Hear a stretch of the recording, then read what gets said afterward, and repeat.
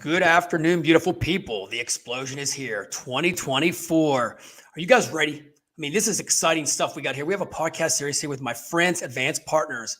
And look who's in the house, Jeremy Bilsky. What's up, buddy? Good afternoon, Richard. How you doing?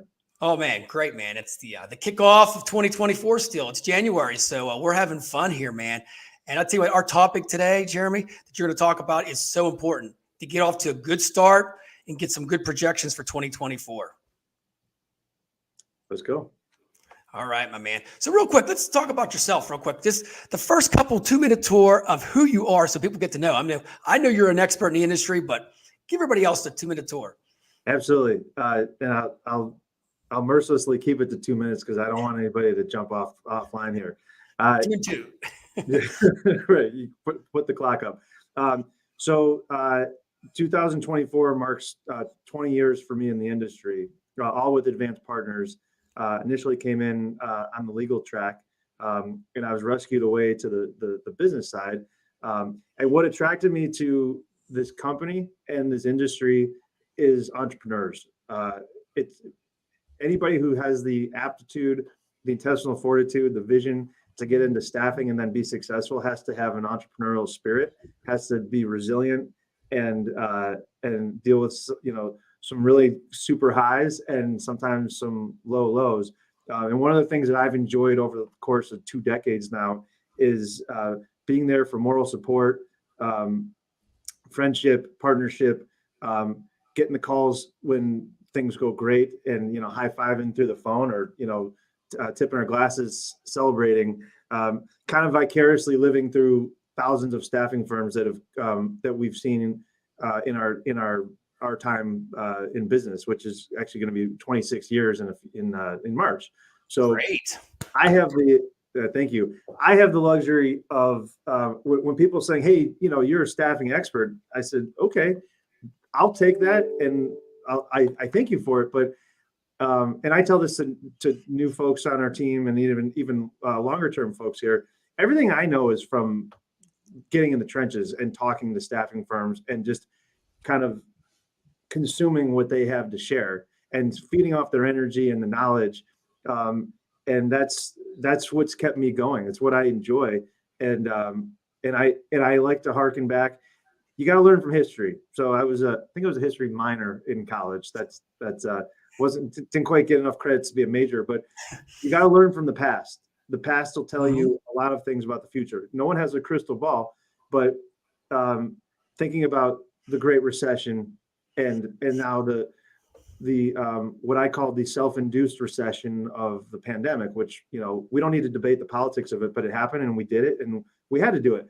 What did you learn from that? What did you learn from the craziness of those 2 events? And that's just a prime example. But I'm a life learner. I don't know everything, and I'm always asking questions from people that are smarter than me.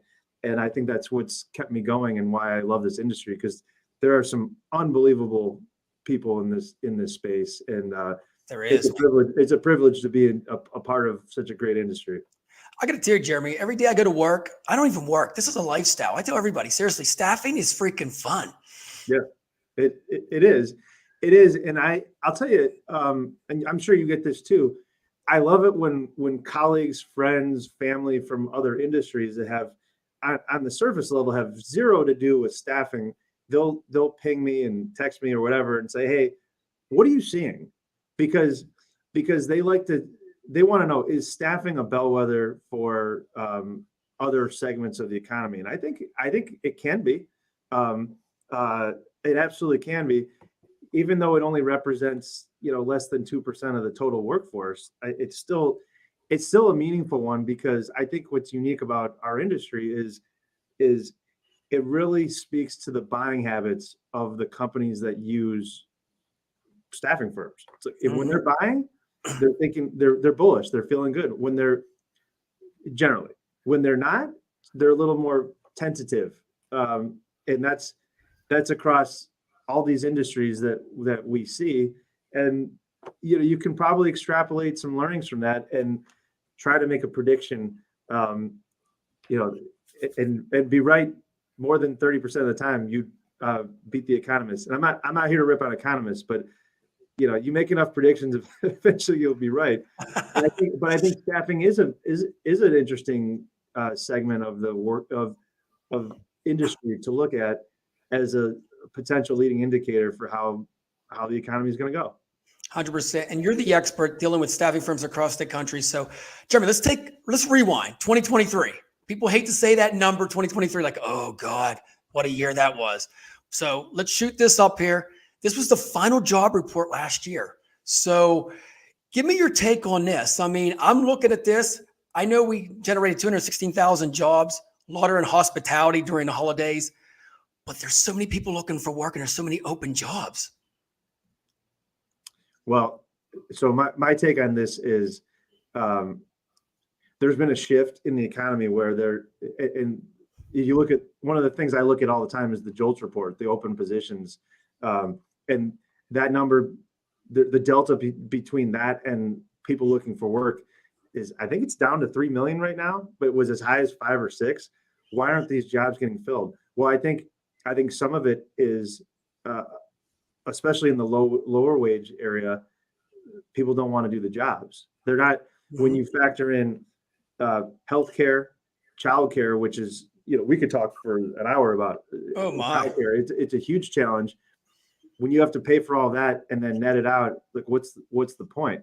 So I think that it's been just kind of segmented where you have certain parts of the labor market that are on fire, and then you have others that are really struggling. And I think that tells some of the story on why staffing has been trending down since October of 22, year over year.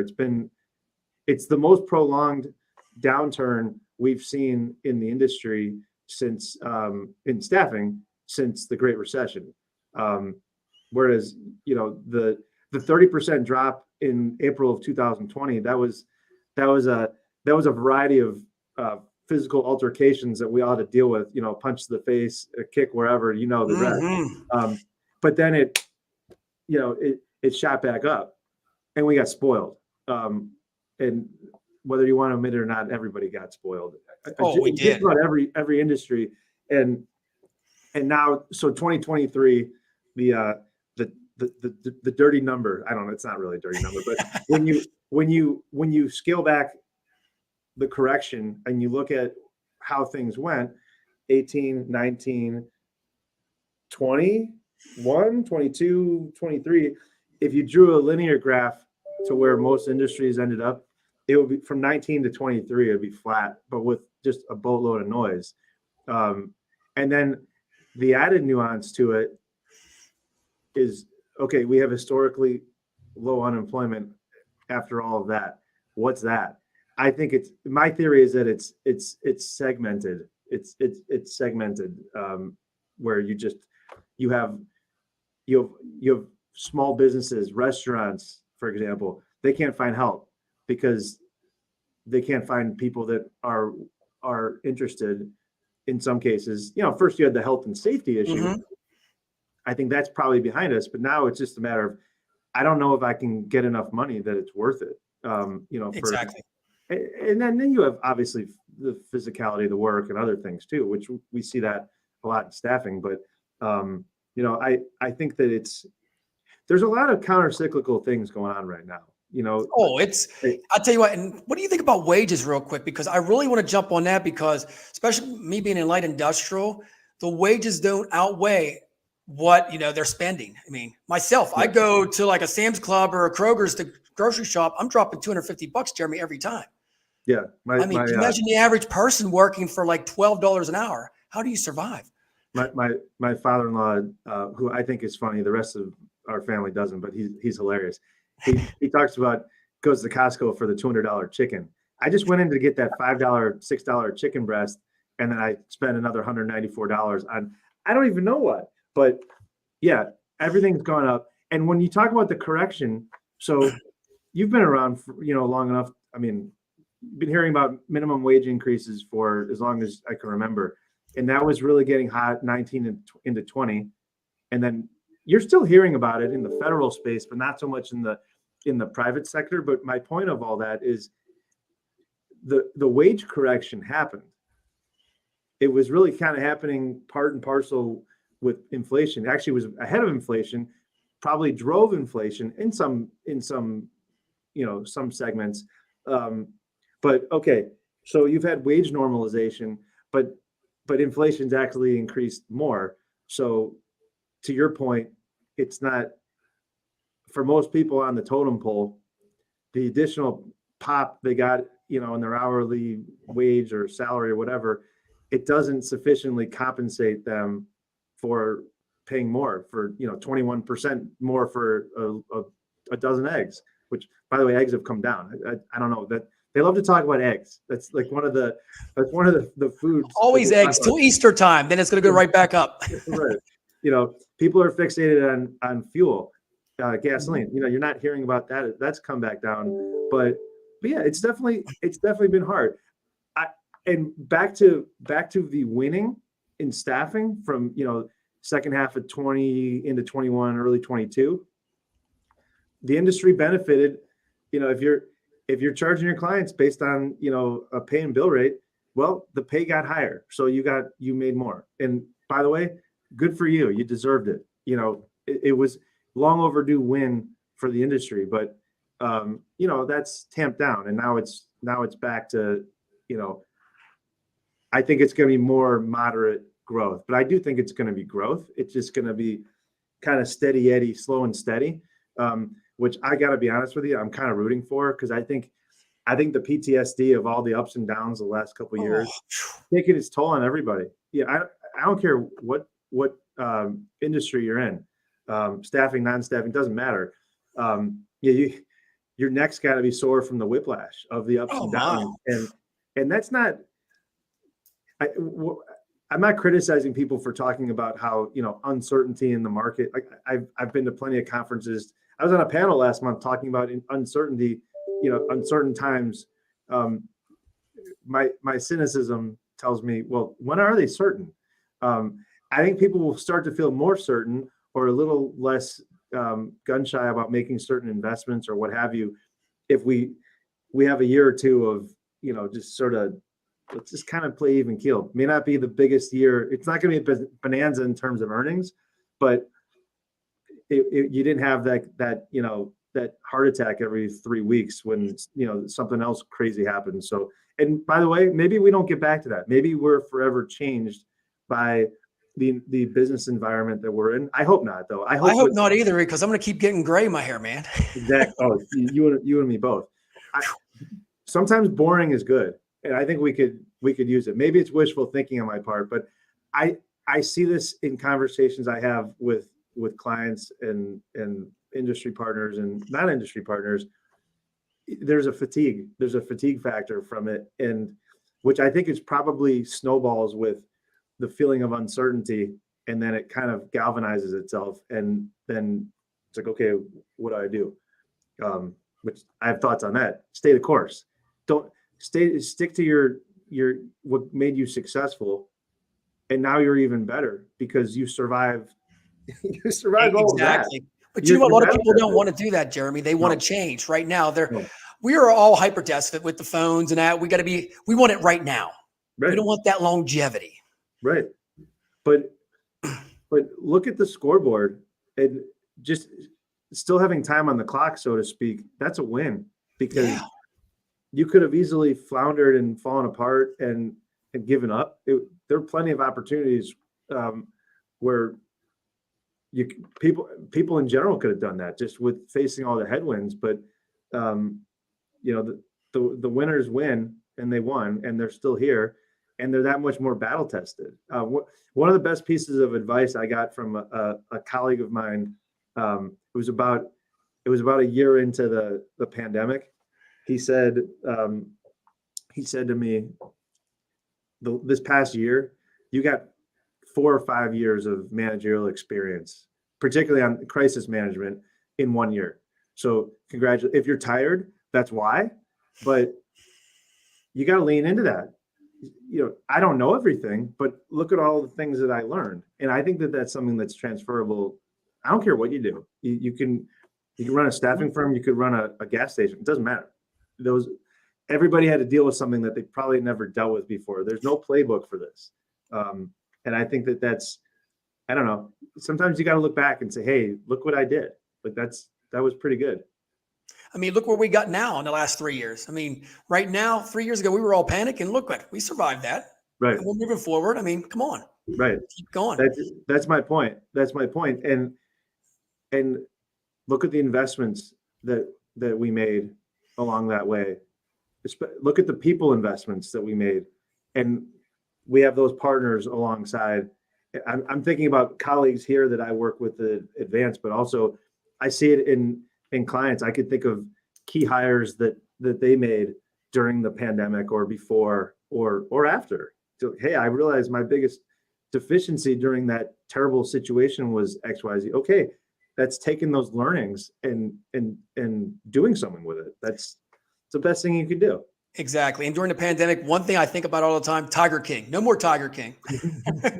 That was everywhere, pounded in our head. It's like, oh God. I think we all have some good or bad TV that we will constantly equate with that time frame. And I don't know. I'm not ready to laugh about Tiger King, but it's a unique time in our lives. I mean, it really was. It was. So now the election's coming up. We got to talk about this. So many people that I talk to, recruiters, staffing firms, they think that it's shaky grounds during the election. I did a little bit of research, kind of says it's solid. What's your take on all this?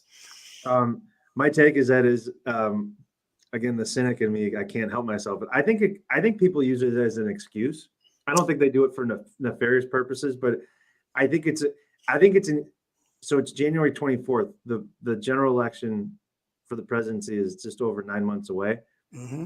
Okay. Well, there's a lot that's going to happen between now and then. We got to get through winter. We got to get through spring. And then, retail is going to start ramping up and preparing for Black Friday. Okay. All that happens before we know who the next president is going to be. I think that in certain situations, people like to use it as, the punt. I'm not ready to say yes right now. So I don't want to say no, but I'm going to say let's just wait and see what happens. So it's an easy one to say without sending the wrong message. But I think that I'll tell you this much, and without declaring any, this isn't what I'm about to say is apolitical. That's okay. You can say whatever you want on this show. The staffing industry doesn't matter. Who wins, who's on, living at 1600 Pennsylvania Avenue in Washington, D.C. doesn't matter to this industry. It does not. And I've had others debate me on that, and listen, I just don't see it. I do not see it. A strong labor market, a strong economy is fueled by people working, and I don't care. You could be it doesn't matter what political affiliation you have. It just doesn't matter. It's when you think about some of the most impactful pieces of legislation for the staffing industry, work opportunity tax credit, that has been around for 30 years. Yeah. Through a multitude of administrations. I think it's probably going to be made permanent at some point.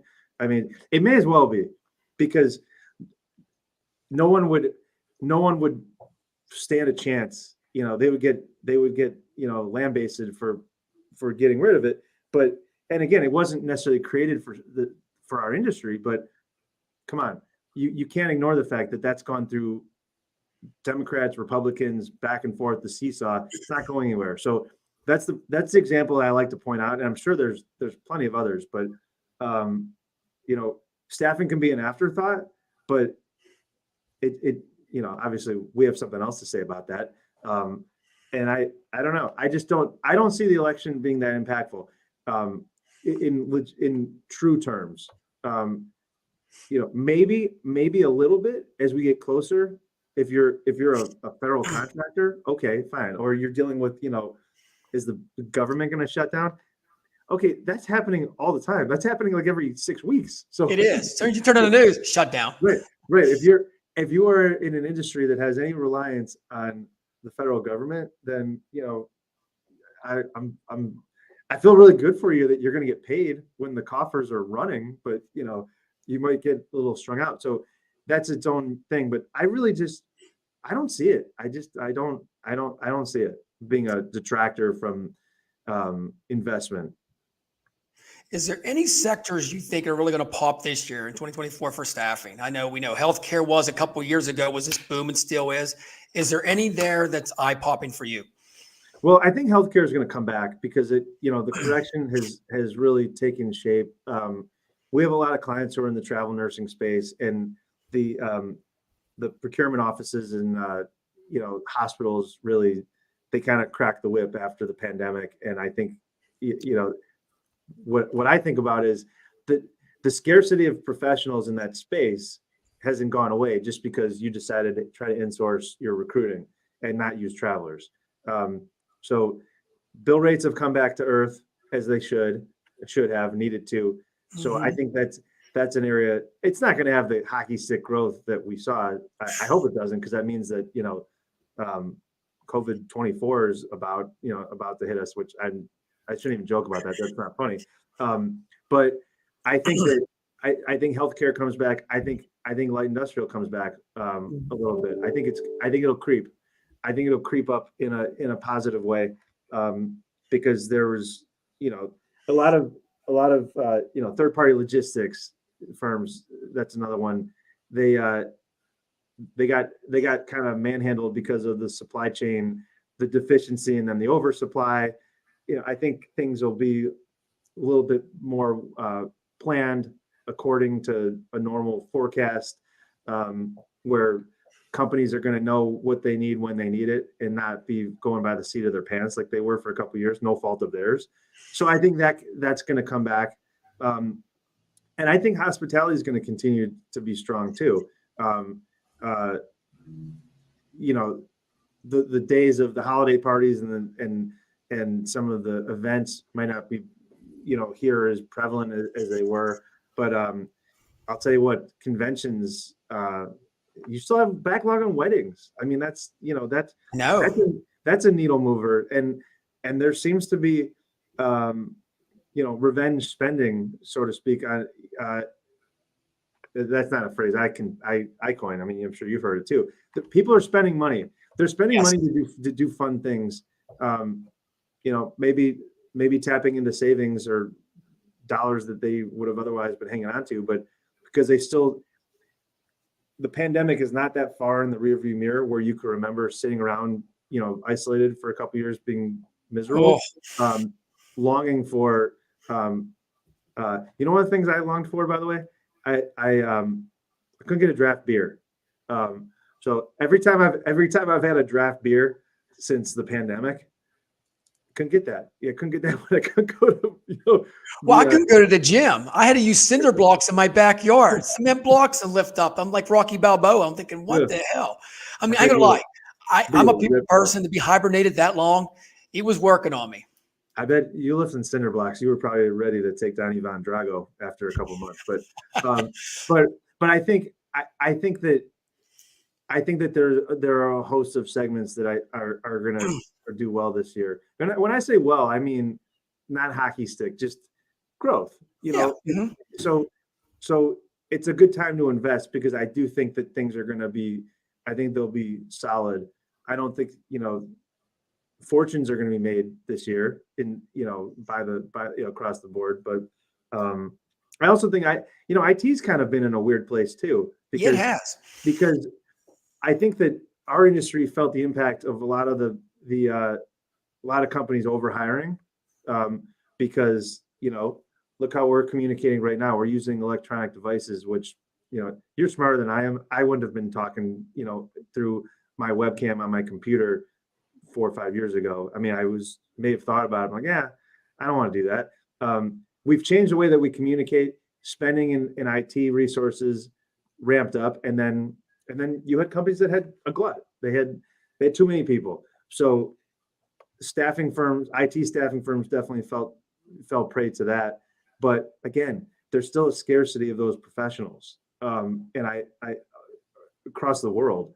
So the fact that those people can work remotely as well, they always could. The rest of us kind of jumped on that train, but I expect that segment to bounce back. And obviously, difference between IT and LI, there's a lot of them, but you can have fewer number of contractors who can really, at those high bill rates, you can come back quickly. So Oh yeah. that's definitely an area that I'm watching. And you know what I take from all this, Jeremy? It's patience. You're Yeah. summing this all up about being patient here and just riding the wave. Seriously, And I think one big thing is to service everybody, clients and candidates. Something I see on my end, a lot of people don't service the right way, Jeremy. Yeah. And then recruiters, we can talk about this real quick. They all want to do remote. What is your take on the hybrid? I mean, especially for recruiters like in light industrial, you need to be there face to face with these candidates. I'm probably leaning more towards the old school of relationships, and I think it's difficult. And I'll say this from our own hiring experiences. I don't mind talking about that too. Yeah. I think you're going to get better outcomes from a quality perspective when you meet somebody in person. I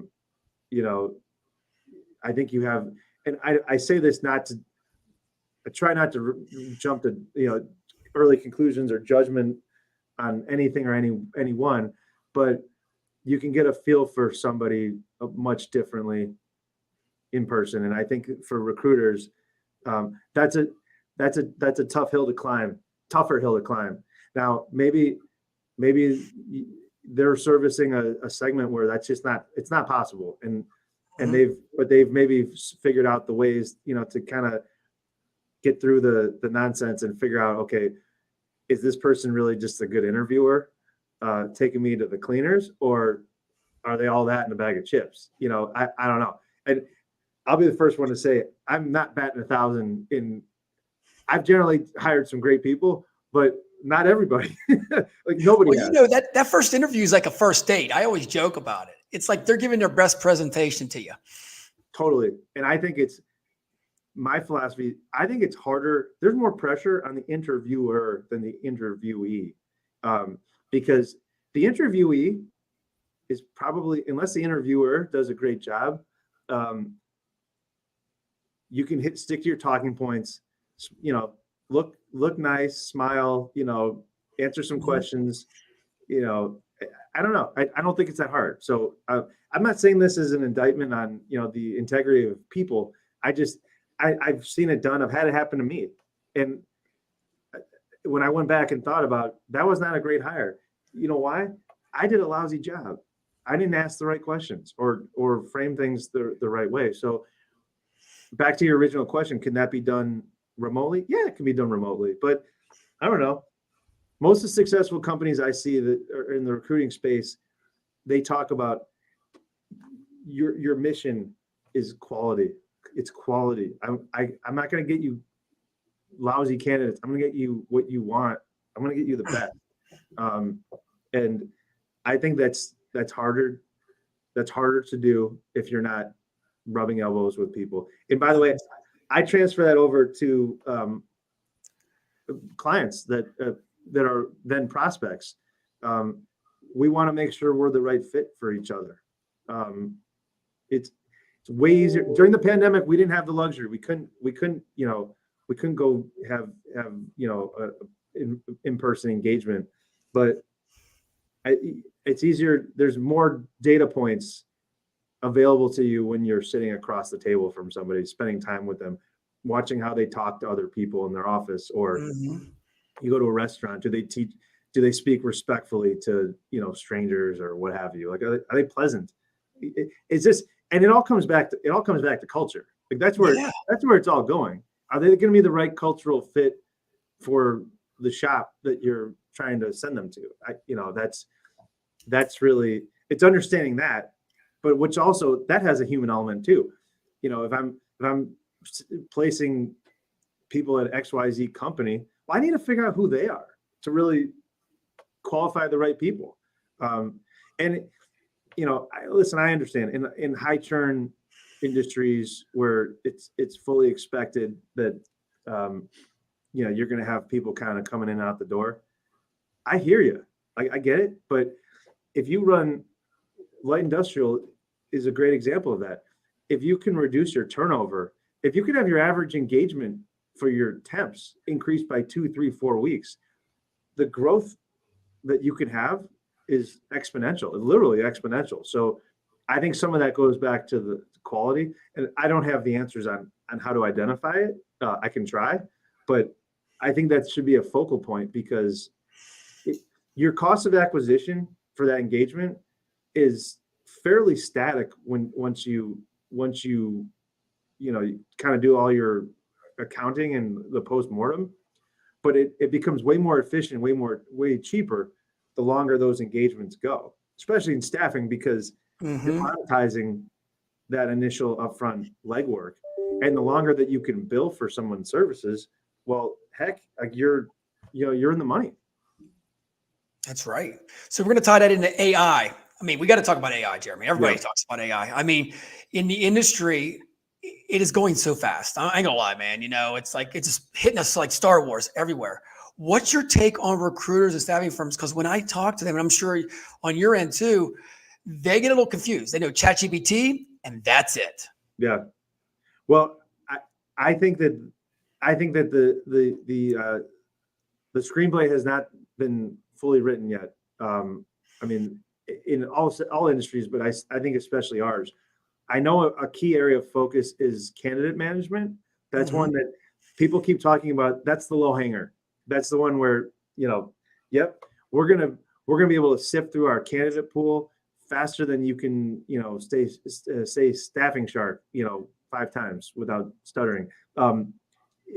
Which is kind of hard, by the way. Yeah, I can't do it. I'm not even going to attempt to do it. I'll get like maybe 2, but I think that's viewed as a low hanger. Sifting through the database, quicker response rates. So that's been a key area of focus, but I think it's still to be determined.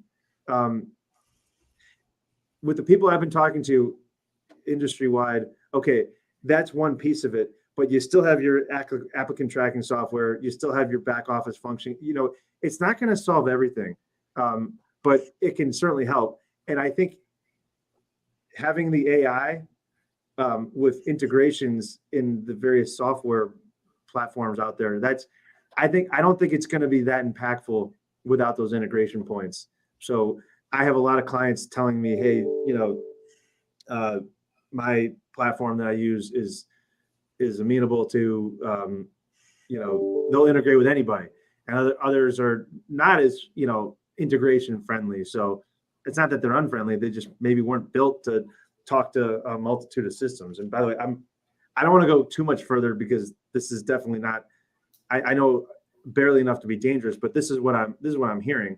So I think it's AI in conjunction with the platforms that have already been developed, which, by the way, are way better than they were before the pandemic, because the adoption rate of technology in general, and I know you'll agree with this, between if we got in the the DeLorean and went back 4 years ago right now, and we're talking about technology, well, I don't think we would be talking about technology. We'd be talking about, I don't know, hey, 2020, hooray. What do you think is going to happen this year? I don't know. It's going to be a great year. Maybe not. But there wasn't a focus on technology until there had to be, and necessity is always the mother of that invention. So I think that there's, I don't necessarily think that AI is a necessity yet, but I think it will be. I think it will become one in our industry and probably others, because no one wants to double their business and double their staff. Like you got to scale up. You got to figure out how to do that. And most good operators can figure that out. But again, these are conversations that we have on our team here. It's completely synonymous with the same conversations we have with our clients. It's the same thing. What's the best technology that we can leverage? And I don't think that AI is it's not a flavor of the month. Like it's not going anywhere. It continues to get better. I've had some demos of some platforms, and I've seen some beta testing for some actual product. I've had people send me things and say that was produced through AI tool. And I said, okay, send me the data, the bare bones that you remitted to that bot, because I want to understand how you got from here to there. And it's pretty good. It didn't. Oh, it's amazing. Even like the avatars and stuff, like myself, we can type in some stuff and you'll have my voice and just boom right there. I know. It's scary. It's actually it's very scary, because it can get into bad hands. I'm sure that's already happening right now before our very eyes. And that's actually where I hate to divert for 20 seconds, but no, go for it.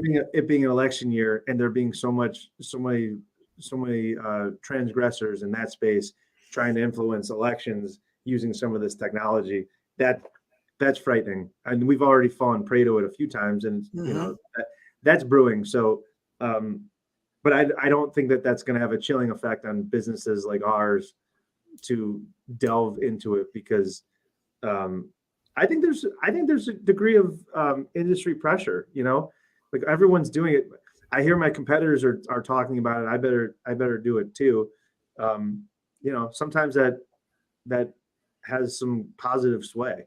I don't know. I guess we'll have a better sense in next couple of years, but I don't. It's not going anywhere. And last thing I'll say on this is, when I was at Staffing Industry Analysts European Exec Forum Europe, same thing. Everyone's talking the same way over there.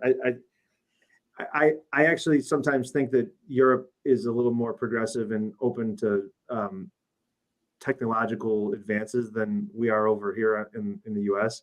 But that notwithstanding, everybody, it's the hottest topic out there, and just trying to figure out how to leverage it. It's an international thing. It's not just knuckleheads over here talking about it. Exactly. And the one big thing I always have to say is every recruiter's scared. Is it going to replace me? If you don't embrace it, it might. But at the end of the day, you're still going to have a job if you're good. I think so. And I don't, especially the relationship side, I just don't, I don't think that, maybe I'm choosing to think that it can't replace the human interaction like you and I. Because we're mature adults, right? We're a little over that hump. Right. But I'm steadfast in my belief that that's the case. But if I'm a recruiter, I'm thinking about how do I go from placing 80 people in a year to 120 and not working 50% more. Okay. I'm sitting in the right chair. You're giving me the right tools where I can enhance my income and not have to, I can still go to my kids' basketball games and, vacations. Actually, I can go on a nicer vacation because you're paying me more because I'm earning more. So exactly. I think instead of thinking about how it's going to replace you, think about how it can help you enhance your performance, which is ultimately, that's intrinsically beneficial. You're still going to need people to run the mousetraps. I'm sticking with that. But if you have better tools available to them, it's great. Always say it's going to help out. So final thoughts, Jeremy. Give us your final thoughts on, if you're a staffing firm or a recruiter, give me the 1-minute tour of how to tell them to be patient and everything like that for the forecast for 2024. Well, I hope my wife isn't watching this right now because she always tells me that I need to be more patient. So I might be a little bit hypocritical, but I think kind of like what I was talking about earlier. Think about how you got to this point, the successes and the failures, and the people that help get you there, and lean on them and invest in them. There's been a lot of talk about investing there's always talk about investing for the future during uncertain times, which again I roll, always uncertain, but I think that what's unique now is having that track record for knowing what works and what doesn't, and also the stars that would shine brightly before all of this craziness the last few years, they're beaming right now. They are they're virtually on fire because you've seen the best of what they can do. Lean on those people, because hopefully everybody watching has somebody like that on their team. And if they don't, go find them, him or her, because I think that's as entrepreneurial operators, you can't grow without scaling, and that's you can't be everything to everybody yourself. You have to lean on those people, draw on their experiences. Whether it's within staffing, outside of staffing, think about that. Be open-minded about that. And if you already have your team set, great. Have a realistic plan for this year, and again, even keel, because it can't be any more volatile than what we've seen. It just can't. I'm choosing to think that it can't be, at least for the never. It cannot be. and maybe, and by the way, some of that might be just us being desensitized. And you know what? That might be okay too, because I can take a punch. I can withstand that, and that I have that resiliency that I didn't have before. And resiliency leads to agility, which leads to not making emotional decisions, in the heat of battle, and really leaning on those trusted advisors. And I'm a glasses half full guy, but I think the next couple of years are going to be prosperous. I don't think they're going to be, like I said, necessarily banner years in most industries, where fortunes are made, but I think it's going to be steady. You're going to see interest rate hikes ease up. I think you're going to see more hiring, and I don't know. I think it's going to be solid. But that's where the patience needs to come in, because we got spoiled through those big wins. You get enough small wins, they equate to bigger wins, and you can do so without getting over your skis from over investing or what have you, and just kind of take it as it comes. Love that. So real quick, Advanced Partners, got to give you guys a plug here. Tell everybody what you guys do there and how you can help them, because you do so many different things besides just fun. Go for it, brother. Oh, you got it. So, like I said, been in business almost 26 years, focused strictly on staffing, contingent labor space. So what you do is what we do. That's who we're here to serve. I have about 500 clients. I was trying to do the math in my head. 2 product lines. We have a full service product line where we do payroll processing and back office in addition to the financing. And then on the funding services side, we do I don't want to say strictly the financing, because that also includes full cash application, credit research, diligence on prospective clients that you're looking to work with. And one of the best things about what we do is we're fully aligned with our clients. Your successes, or I don't want to say failures, but maybe misfortunes, we're right there with you. And everything we do is to fuel our clients' growth. We've been owned by Paychex for the last 8 years, so that's been a wonderful experience. We are still the same Advanced Partners, only better. And I can speak to that because a lot of my time here, so the majority of my time here was before the acquisition. They're solid citizens that we are overseen by there, and obviously their size is something we've been able to leverage and bring on much bigger opportunities and compete in a different space. So, and that's not to say that's the only space we play in. But we have startups, and we have clients that'll do over 500 million in sales this year. So it's a nice spectrum, and again, across a multitude of industries. So we're here to help, and we're here to continue to learn too. Through the evolution of the industry, because we don't know everything. We know a lot, but we have that thirst to continue to learn more, and our subject matter experts here are, they're not done. The book isn't, there's still chapters to be written, because we're continuing to learn on the job with our clients, which is fun. I love it. And I got to say, this is my favorite part right here. I got to put it out there for y'all. There it is. #1 funding source for staffing firms. Advanced Partners, they put the FUN, fun in funding. I love it. Got to say that, man. That's my slogan now, Jeremy. I love it, brother. Well, hey, thank you so much for coming on the show. Your expertise, man. I'm so excited for people to learn from you, man. And definitely welcome back anytime. We're going to have this series every month. And keep rocking it out, brother. Thank you. Glad to be here. And I enjoyed the conversation. Always, anytime. Hey, we'll see y'all next